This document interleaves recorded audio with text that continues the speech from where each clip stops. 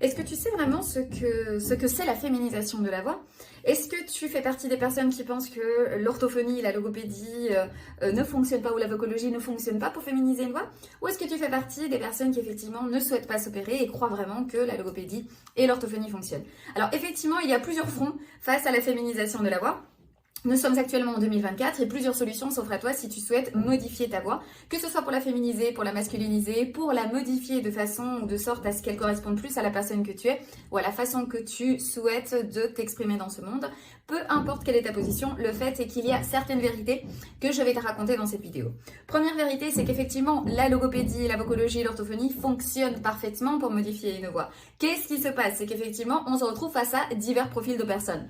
La personne fainéante qui souhaite pas faire des exercices au quotidien et donc du coup finit par dire bon bah ça fonctionne pas.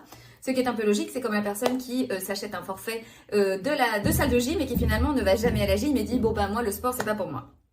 Deuxième profil de personnes, vous trouvez également les personnes qui par contre sont très disciplinées et qui font leur exercice tous les jours et qui après 2 ou 3 semaines commencent à sentir effectivement l'impact de l'entraînement vocal puisque effectivement ce travail quotidien permet de créer le changement. On ne peut pas prétendre avoir un changement au niveau de la voix si on ne travaille pas sa voix. D'accord? Il n'y a pas de magie dans cet entraînement. Troisième profil de personnes, les personnes qui se disent moi de toute façon je préfère m'opérer puisqu'effectivement l'opération on m'endort, on m'opère, je me réveille, je parle pas pendant 10 jours et après ma voix est féminisée. Attention avec ce genre de profil parce qu'effectivement l'orthophonie, quoi qu'il en soit, doit également arriver après l'opération. Donc ce n'est pas non plus que faire l'opération, c'est qu'effectivement dans la plupart des interventions chirurgicales dites de féminisation de la voix, on va vous conseiller également de faire de l'orthophonie après. Alors pourquoi l'orthophonie ou la logopédie ou la vocologie sont si importantes pour travailler la voix? Parce qu'effectivement à travers ces disciplines, on va travailler plusieurs paramètres que la chirurgie ne travaille pas. Donc, par exemple, on va travailler la mélodie, l'articulation, le volume, le rythme et également l'expressivité faciale. Dans ma méthode, je travaille beaucoup avec cette expressivité faciale, mais il y a également un élément que la chirurgie n'aborde pas et c'est votre personnalité. La personne que vous êtes, comment vous vivez le monde au quotidien, comment vous souhaitez vous exprimer lorsque vous avez des émotions qui viennent à vous. Il est clair qu'effectivement, lorsque vous allez vous opérer, vous allez avoir une voix qui est plus aiguë, certes. Mais j'ai beaucoup de personnes qui s'opèrent et qui me disent, bon, je sens qu'il y a un changement de ma voix, mais c'est pas encore ça, c'est pas encore moi. Pourquoi? Parce qu'effectivement, lorsque vous faites appel par exemple à une logopède ou à une orthophoniste ou à un logopède ou à un orthophoniste pour modifier votre voix, les paramètres sur lesquels on va se baser sont vraiment liés à la personne que vous êtes. Également à votre côté le plus émotionnel. Parce que lorsqu'on parle, finalement, on fait toujours appel à des émotions. Vous ne direz jamais 2 fois bonjour à la même personne et de la même façon. Donc, pourquoi cela se produit? Parce qu'effectivement, lorsqu'on communique, il y a 5 éléments qui vont toujours déterminer votre façon de parler. Premier élément, bien sûr, c'est vous. Vous, votre état d'esprit, votre personnalité, si vous avez pris 2 cafés ce matin, si vous êtes fatigué, si vous êtes euphorique, si vous êtes contente, votre état d'âme.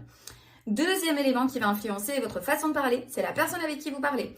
Pareil, son identité, sa personnalité, qui elle est par rapport à vous, si elle est fatiguée, si elle a pris du café, etc., etc. Troisième élément, c'est le message que vous allez transmettre. Est-ce que vous communiquez simplement une information comme « Oh, il fait beau » Est-ce que vous demandez l'heure ou est-ce que vous êtes en train de parler de politique ou est-ce que vous parlez de vous ou vous parlez d'un sujet qui est très sensible? Quatrième élément qui va impacter votre façon de parler, c'est effectivement le contexte dans lequel vous vous trouvez. Est-ce que vous êtes dans le cabinet d'un médecin? Est-ce que vous êtes dans un magasin de vêtements? Est-ce que vous êtes en boîte où il y a beaucoup de bruit? En fonction du contexte dans lequel vous allez vous trouver ou dans le lieu dans lequel vous allez vous trouver, vous allez adapter votre façon de parler. Et dernier élément, c'est l'intention que vous avez en communiquant. Est-ce que vous attendez une réponse de la personne? Est-ce que vous simplement vous émettez un commentaire comme ça ou est-ce que vous parlez uniquement de vous?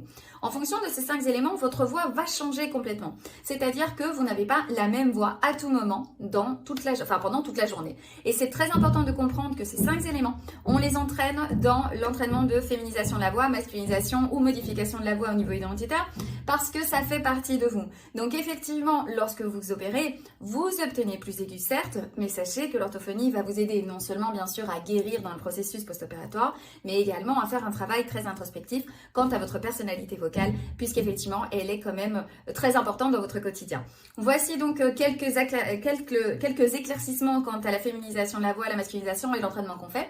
N'hésitez pas si vous avez plus de questions, je vous attends.